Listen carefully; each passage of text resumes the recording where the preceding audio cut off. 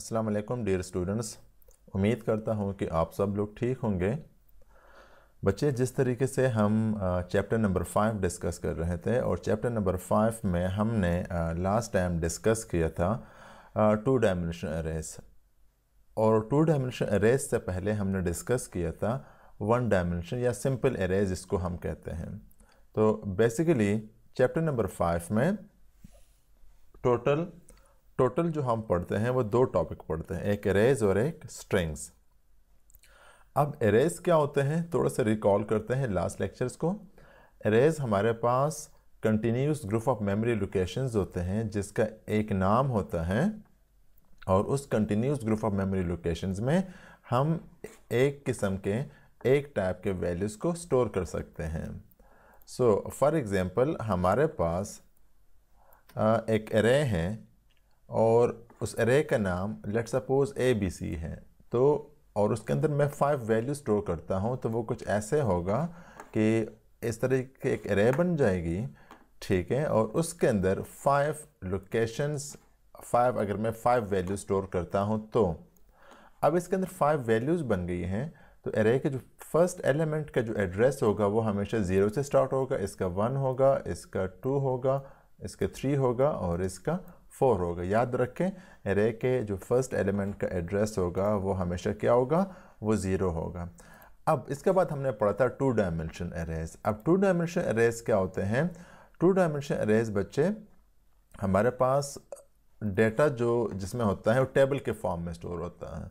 For example हमारे पास एक 2 dimension arrays हैं विद 2 रोज एंड 4 कॉलम्स या वट एवर, जो भी आप चाहते हैं वो डायमेंशन हम रख सकते हैं। तो चले मैं लेट से कि रखता हूँ यहाँ पे इसको 3 रोज़ या 4 रोज़, जिस तरीके से भी रखना चाहते हो, 4 रोज़ एंड 3 कॉलम्स का रखना चाहता हूँ, ठीक है। ये चले 5 कॉलम्स का रखना चाहता हूँ, तो ये अगर आप लोग नोट कर लें तो ये हमारे पास अब यहाँ पे ये हमारे पास ये जो जगह है ये हमारे पास बन जाएगी रो 0, ठीक है। इस तरह रो 1, रो 2 और ये रो 3, टोटल 4 रोज़ हैं। 0 से स्टार्ट करेंगे तो ये वैसे अगर हम इसको गिने पहली रो, दूसरी रो, तीसरी रो एंड 4th रो, इस तरीके से कॉलम जो है वो भी हमेशा 0 से स्टार्ट होंगे, फिर 1, फिर 2, 3 एंड 4।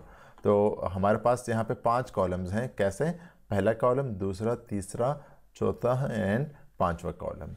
तो याद रखें, चाहे 2 डायमेंशन एरेज हो या सिंगल डायमेंशन एरेज हो, हमेशा हम उसके जो इंडेक्स नंबर है वो हम 0 से स्टार्ट करेंगे।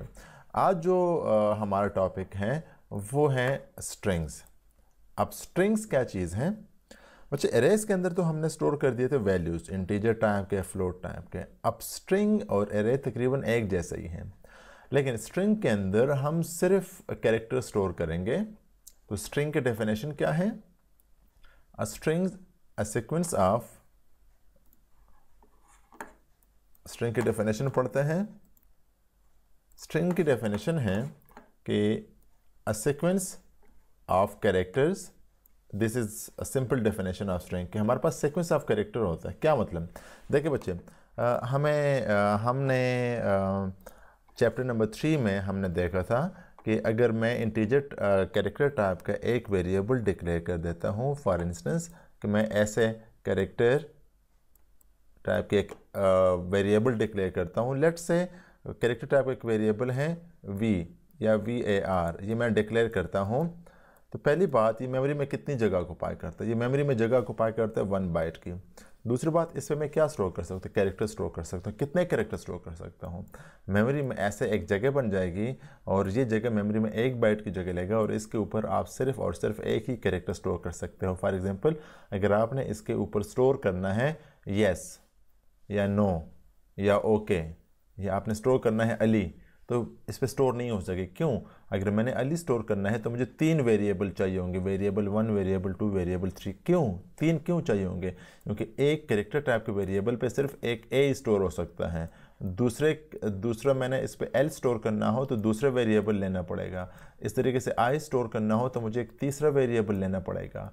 मीन टू से कि कैरेक्टर टाइप का एक वेरिएबल मेमोरी में 1 बाइट की जगह लेता है, और कैरेक्टर टाइप का एक वेरिएबल सिर्फ और सिर्फ एक ही कैरेक्टर को स्टोर कर सकता है। अब ये तो बड़ा मुश्किल काम है, कि मैं एक नाम स्टोर करने के लिए मुझे 3 वेरिएबल यूज़ करने पड़ रहे हैं।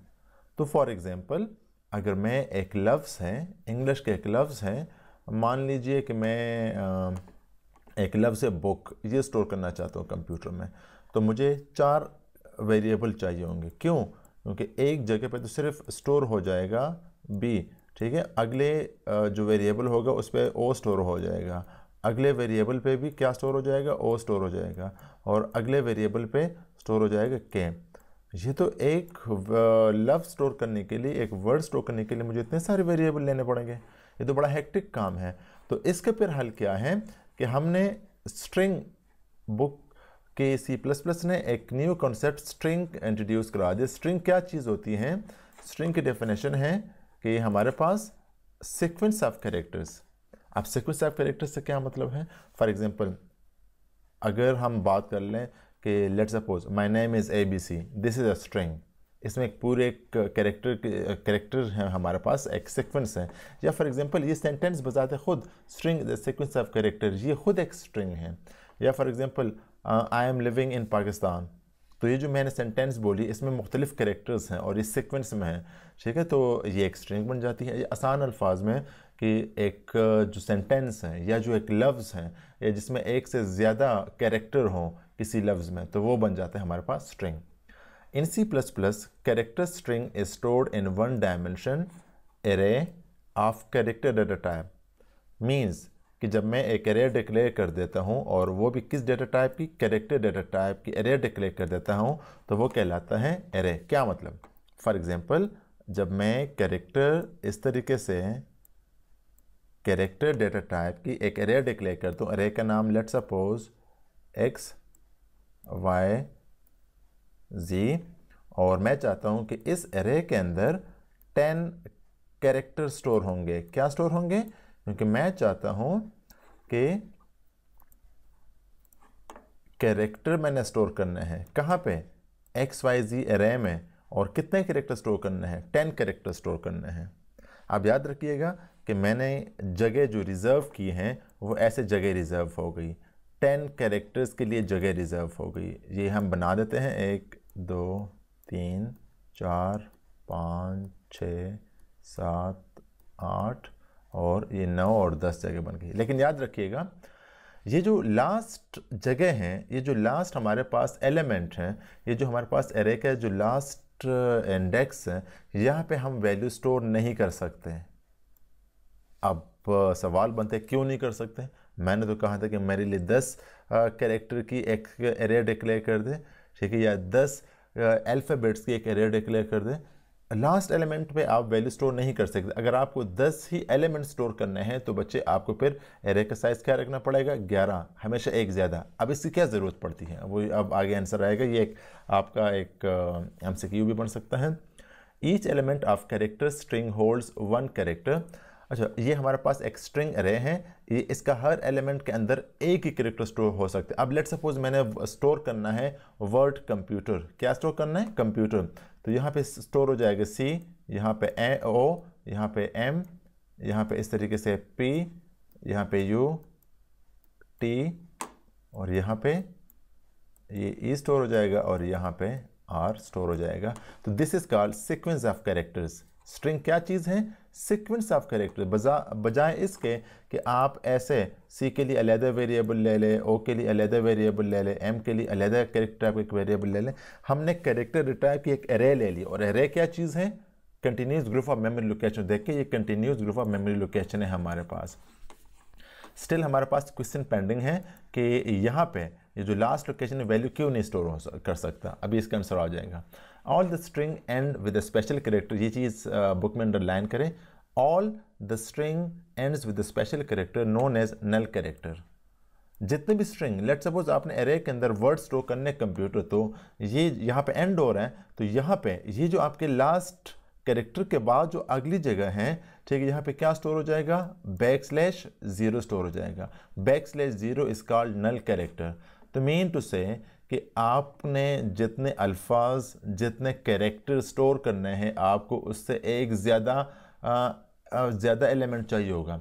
अब एक क्वेश्चन बनता है कि मैंने एक लफ्ज़ है, लेट सपोज ये बुक है, ये बुक लफ्ज़ मैंने कंप्यूटर में स्टोर करना है, तो मुझे कितने की एरे चाहिए होगी? 5 की। रीज़न कि BOO के 4 जगह तो ये ले लेंगे, ऐसे कि यहाँ पे मैं स्टोर कर देता हूँ इसको ऐसे कि BOO के, लेकिन array ends with a special character known as null character and it is represented by \0। यहाँ पे \0 स्टोर होगा। ये \0 का काम क्या होता है? ये कंपाइलर को बताता है कि आपकी जो स्ट्रिंग है यहाँ पे ख़त्म हो गई है। तो अब अगर कल आपसे पूछे कि आपका नाम है, लेट्स सपोज आपका नाम है हमज़ा या कह ले कि सना, मैं 2 एग्जांपल दे रहा हूँ, हमज़ा या सना। अब हमज़ा की स्पेलिंग है HAMZA। कितने कैरेक्टर्स हो गए? ये हमारे पास हो गया टोटल 5 कैरेक्टर्स। तो ये हमज़ा स्टोर करने के लिए हमें एरे कितने की डिक्लेयर करनी पड़ेगी? 6 की। क्यों? क्योंकि हमज़ा के बाद कंपाइलर को बताने के लिए, अच्छा ये कंपाइलर खुद पुट करेगा \0, आपको नहीं पुट करना पड़ेगा। ये सिर्फ कंपाइलर यहाँ से इंडिकेट करता है कि हाँ ये एरे यहाँ पे ख़त्म हो गई, ये स्ट्रिंग यहाँ पे ख़त्म हो गई। अब लेट्स सपोज मैंने स्टोर करना हो सना, ये नाम मैंने स्टोर करना हो, तो इसमें कितने कैरेक्टर्स हैं? 4 कैरेक्टर्स। लेकिन मुझे स्ट्रिंग कैरेक्टर टाइप की एरे कितने की डिक्लेयर करनी पड़ेगी? 5 की। आप बेशक 6 की कर दे, 7 की कर दे, 8 की कर दे, आपको एक ज़्यादा करना पड़ेगा एरे जो डिक्लेयर कर रहे हैं आप। सो आई होप सो स्ट्रिंग क्या चीज़ है, स्ट्रिंग कैसे एंड होता है, या \0 क्या है, नल कैरेक्टर क्या है, ये क्लियर हो चुका आपको। मैं थोड़े से यहाँ पे इसको साफ करता हूँ, फिर आगे कंटिन्यू करते हैं हम। Okay, so the null character is automatically append means लगाया जाता है, उसके end पे लग जाता है at the end of the string। null character आप नहीं लगाएंगे, ये ऑटोमेटिकली कंपाइलर खुद पुट कर देगा। जब आपने स्टोर कर दिया कंप्यूटर में, लेट्स सपोज स्ट्रिंग एरे में कंप्यूटर, तो जैसे आप एंटर का बटन प्रेस करोगे तो यहाँ पे इस एलिमेंट में \0 ऑटोमेटिकली पुट कर दिया जाएगा। String is most commonly used atom is in computer programming to represent name, address, object, book, title. देखिए कल को आपने सॉफ्टवेयर बनाने होंगे, आप यूज़र को कहते हो कि अपने ईमेल एड्रेस इंटर कर दें, अपना नाम इंटर कर दें, अपना एड्रेस इंटर कर दें, अपने फादर का नाम इंटर कर दें, अपनी क्वालिफ़िकेशन इंटर कर दें। ठीक है, तो हमें स्ट्रिंग डेटा टाइप हैंडल करने की बहुत ज़्यादा ज़रूरत पड़ेगी आगे जब आप सॉफ्टवेयर बनाएंगे। ठीक है, दैट इज़ वाई ये इसके कॉन्सेप्ट ज़रूरी है समझना। चलिए अब देखते हैं कि string, to define a string, इसमें हम देखेंगे कि हम स्ट्रिंग कैसे डिक्लेयर करेंगे। वैसे स्ट्रिंग का हमने यहाँ पे इंट्रोडक्शन पढ़ चुके हैं। To define a string in C++ the data type character, तो हम, अच्छा स्ट्रिंग क्या चीज़ है? जब आप कैरेक्टर डेटा टाइप की एक एरे डिक्लेयर करते हो तो वो कहलाता है स्ट्रिंग। कैसे? देखें, the data type character, the name of the string and the number of characters it is required to store is mentioned in the declaration statement। Basically इसका टॉपिक होना चाहिए कि स्ट्रिंग डिक्लेरेशन, कि आपको कैसे आप कैसे कंपाइलर को बताएंगे कि मेरे लिए इतने कैरेक्टर की एक एरे डिक्लेयर कर दें। तो हमें क्या करना पड़ेगा? सबसे पहले आपको डेटा टाइप कैरेक्टर लिखना पड़ेगा, फिर नेम ऑफ द स्ट्रिंग लिखना पड़ेगा, और फिर नंबर ऑफ कैरेक्टर्स जो आपने स्टोर करने हैं वो। तो यहाँ पे नीचे बताया हुआ है सिंटैक्स कैसे। सबसे पहले लिखना पड़ेगा कि आपको कैरेक्टर डेटा टाइप की, इंटीजर नहीं, फ्लोट नहीं, पहले लिखना पड़ेगा कैरेक्टर, फिर आगे स्ट्रिंग नेम। स्ट्रिंग नेम आप कुछ भी रख सकते हैं, for example string name can be name, address. ठीक है, फॉर एग्जांपल आपने एक ऐसी स्ट्रिंग डिक्लेयर करनी है जिसमें अपने नाम स्टोर करें, तो आप लिख दे उसको स्ट्रिंग का नाम, स्टूडेंट नेम, ठीक है, या गर्ल्स नेम या बॉयज़ नेम। ठीक है, और कितने कैरेक्टर स्टोर करने हैं? 10, 15, 20, 30, 40, 50, वो डिजिट लिखेंगे यहाँ पे। तो ये हमेशा हमारे पास इंटीजर होगा। ये स्ट्रिंग नेम हमारे पास हमेशा कोई एक मीनिंगफुल नाम होना चाहिए और यहाँ पे हमेशा कैरेक्टर ही रहेगा। द CHAR कैरेक्टर कोई पढ़ता है, कोई चार पढ़ता है। Keyword lets the compiler know that a variable of type character is declared. So ये कंपाइलर को बताता है कि एक क्या वेरिएबल नहीं, एक स्ट्रिंग एरे डिक्लेयर कर दी गई है। यहाँ पे बुक ने गलत लिखा है क्योंकि हम एक स्ट्रिंग डिक्लेयर करें। तो ये कंपाइलर को बताता है कि एक स्ट्रिंग टाइप की एक एरे डिक्लेयर हो गई है। The string name is the name of the string array, ठीक है, या सिंपल स्ट्रिंग कह दे इसको। तो ये स्ट्रिंग नेम क्या है? ये हमारे पास एक जो एरे आप डिक्लेयर कर रहे हैं उसका नाम है। It follows the same name rules. अच्छा, चैप्टर नंबर 3 में हमारे पास कुछ वेरिएबल के नेम के रूल्स हैं कि वेरिएबल नेम हमेशा अल्फ़ाबेट से स्टार्ट होगा या अंडरस्कोर से स्टार्ट होगा। स्पेशल जो सैम्पल्स हैं या जितने भी सैम्पल्स हैं वो नहीं अलाउड, स्पेशल नहीं अलाउड, तो यहाँ पे वो जो रूल्स है वो यहाँ पे भी अप्लाई होंगे। The string size enclosed within square brackets specifies the number of characters that can be stored in the string। अब फॉर एग्जांपल आपने स्टूडेंट के नाम स्टोर करने हैं एक स्ट्रिंग के अंदर, तो स्ट्रिंग का साइज़ क्या लूँगा मैं, 20, 30, 40। ऑब्वियसली मुझे 20 या 30 लेना पड़ेगा या 20 लूँगा, क्योंकि नाम इतने बड़े बड़े नहीं होते, तो मैं स्ट्रिंग का साइज़ कम लूँगा। अब मैं 100 भी ले सकता हूँ, 200 भी ले सकता हूँ, लेकिन होगा क्या, ये कंपाइलर पर इसकी वजह से बिजी हो जाएगा और मेरी मेमोरी जो है वो ऑक्यूपाई कर देगा कंपाइलर। सो हमने मेमोरी एफिशिएंट सॉफ्टवेयर बनाना है, दैट इज़ वाई आप स्ट्रिंग का साइज़ उतना ही लें जितनी आपको ज़रूरत पड़ेगी।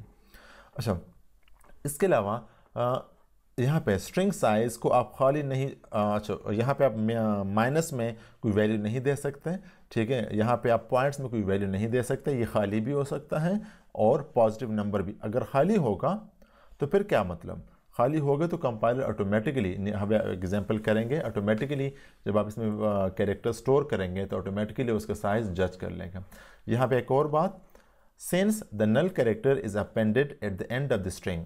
अब लेट सपोज, जिस तरह मैंने बताया था ऊपर एग्जांपल में, कि अगर आपने एक कंप्यूटर का लफ्ज़ स्टोर करना है कंप्यूटर स्ट्रिंग एरे के अंदर, या मैंने एक एरे के अंदर लेट सपोज वर्ड स्टोर करना है अली, क्या स्टोर करना है, ALI, कितने कैरेक्टर्स मुझे चाहिए, 3, लेकिन मुझे एरे डिक्लेयर करनी पड़ेगी, string size should be at least n+1, मुझे कितने कैरेक्टर्स चाहिए, n कैरेक्टर्स मीन्स 3, तो उसका साइज +1 होना चाहिए। अगर आपने 3 स्टोर करने हैं तो आपको एरे डिक्लेयर करनी होगी 4 की, ठीक है, क्यों, क्योंकि यहाँ पे A स्टोर हो जाएगा, यहाँ पे L, यहाँ पे I, और यहाँ पे कंपाइलर ऑटोमेटिकली क्या पुट कर देगा, \0 पुट कर देगा। सो ये बात आप लोगों ने याद रखनी है। बेशक आप 5 की ले लें, 6 की ले लें, वो मसला नहीं है, लेकिन अगर आपने 3 का साइज़ ले लिया और आपने अली स्टोर कर दिया, सिर्फ AL स्टोर कर देगा, यहाँ पे \0 स्टोर कर देगा। अब एग्जाम्पल है यहाँ पे कि हम किस तरीके से एक एरे डिक्लेयर करेंगे, स्ट्रिंग डेटा टाइप की एक कैरेक्टर डेटा टाइप की एक स्ट्रिंग डिक्लेयर करेंगे जिसके अंदर 10 कैरेक्टर स्टोर होंगे। तो देखिए, हमेशा आप लिखेंगे पहले कैरेक्टर डेटा टाइप, फिर आगे ये हमने कैरेक्टर डेटा टाइप की एक स्ट्रिंग डिक्लेयर कर दी है और स्ट्रिंग का नाम क्या रखा, वीकडे। ये स्टोर नहीं हुआ हुआ है, जस्ट नाम है, ठीक है, उस जगह का, किस जगह का, इस जगह का। ये देखिए, ये 10 कैरेक्टर की एक स्ट्रिंग डिक्लेयर हो गई है, 10 कैरेक्टर, ठीक है, ये जितने भी मैं बना रहा हूँ, ठीक है, 10 कैरेक्टर की एक स्ट्रिंग, और इस जगह का जो नाम है, इस पूरे स्ट्रिंग का नाम क्या है, ये वीकडे है। इसके अंदर भी कोई भी वैल्यू स्टोर नहीं है। एक और एग्जांपल कि हम कैरेक्टर डेटा टाइप की एक और एरे स्ट्रिंग डिक्लेयर कर रहे हैं और उसके अंदर कितने कैरेक्टर्स होंगे, 20। तो ये 1, ये 2, ये 3, ये 4, 5, 6, 7, 8, 9, 10, 11, 12 and up to so on, ठीक है। तो ये 20 लोकेशन डिक्लेयर हो गई हैं और इन 20 लोकेशंस पूरे के पूरे स्ट्रिंग का नाम क्या है, स्टूडेंट नेम।